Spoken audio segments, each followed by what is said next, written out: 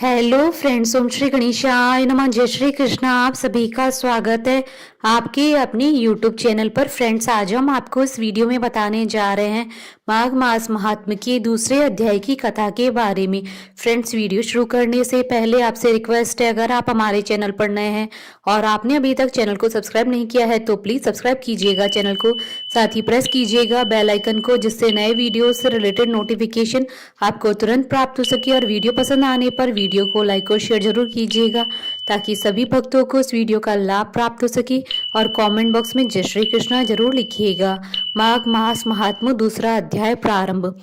राजा के ऐसे वचन सुनकर तपस्वी कहने लगा कि हे राजन, भगवान सूर्य बहुत शीघ्र उदय होने वाले हैं, इसलिए यह समय हमारे लिए स्नान का है, कथा का नहीं। सो आप स्नान करके अपने घर को जाओ और अपने गुरु श्री वशिष्ठ जी से इस महात्मा को सुनो।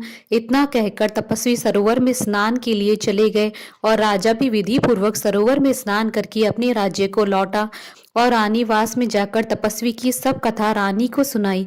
तब सूत जी कहने लगे कि महाराज, राजा ने अपने गुरु वशिष्ठ जी से क्या प्रश्न किया और उन्होंने क्या उत्तर दिया, सो कहिए। व्यास जी कहने लगे, हे सूत जी, राजा दिलीप ने रात्रि को सुख से सोकर प्रातः समय ही अपने गुरु वशिष्ठ जी के पास जाकर उनके चरणों को छूकर प्रणाम करके तपस्वी के बताए हुए प्रश्नों को अति नम्रता से पूछा कि गुरु जी, आपने आचार, दंड, नीति, राज्य, धर्म तथा चारों वर्णों के आश्रमों की क्रियाएं, दान और उनके विधान, यज्ञ और उनकी विधियां, व्रत, उनकी प्रतिष्ठा तथा भगवान विष्णु जी की आराधना अनेक प्रकार से तथा विस्तार पूर्वक मुझको बतलाई। अब मैं आपसे माघ मास के स्नान के महात्मा को सुनना चाहता हूँ, सो हे तपोधन, नियम पूर्वक इसी विधि समझाइए। गुरु वशिष्ठ जी कहने लगे कि हे राजन, तुमने दोनों लोगों के कल्याणकारी, वनवासी तथा गृहस्थियों के अंतःकरण को पवित्र करने वाले माघ मास के स्नान का बहुत सुंदर प्रश्न किया है। मकर राशि के सूर्य में आने पर माघ मास में स्नान का फल गौ, भूमि, तिल, वस्त्र, स्वर्ण, अन्न, घोड़ा आदि दानों तथा चंद्रायण और ब्रह्मा कूर्च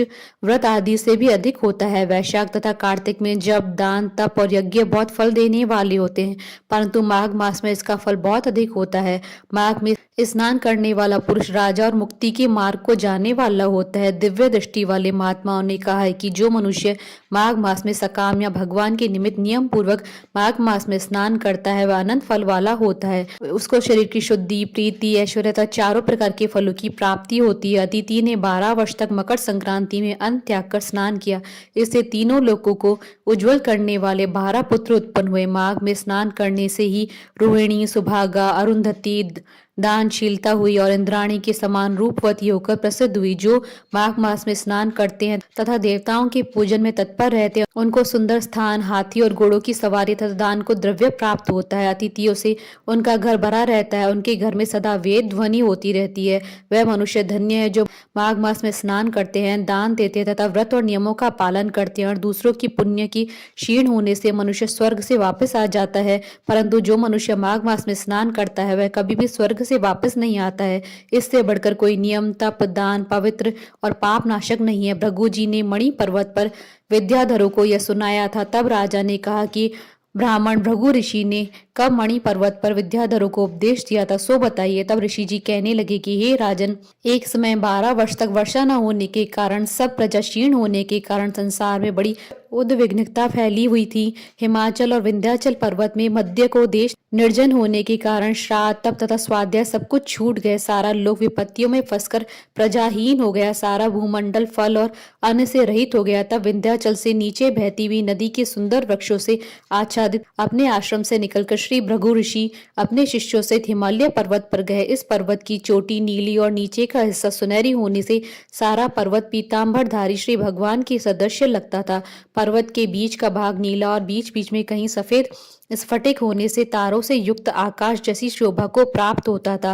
रात्रि के समय वह पर्वत दीपकों की तरह चमकती हुई दिव्य औषधियों से पूरित किसी महल की शोभा को प्राप्त होता था। वह पर्वत शिखाओं पर बांसुरी बजाती और सुंदर गीत गाती हुई किन्नरियों तथा केले के पत्तों की पताकाओं से अत्यंत शोभा को प्राप्त हो रहा था। यह पर्वत नीलम, पन्ना, पुखराज तथा इसकी चोटी से निकलती हुई रंग बिरंगी किरणों से इंद्रधनुष के समान प्रतीत होता था। स्वर्ण आदि सब धातुओं तथा चमकते हुए रत्नों से चारों ओर फैली हुई अग्नि ज्वाला के समान शोभायमान था।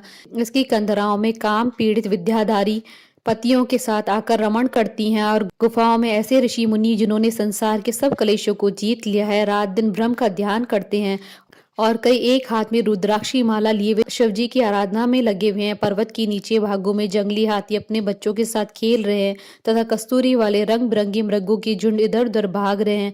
यह पर्वत सदा राजहंस तथा मोरों से भरा रहता है, इसी कारण इसको हेमकुंड कहते हैं। यहाँ पर सदैव ही देवता, गुहक और अप्सराएं निवास करते हैं। इति श्री माघ मास द्वितीय अध्याय संपूर्ण। बोलिए भगवान श्री हरि विष्णु जी की जय।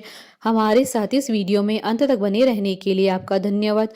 ओम श्री गणेशाय नमः। जय श्री कृष्ण।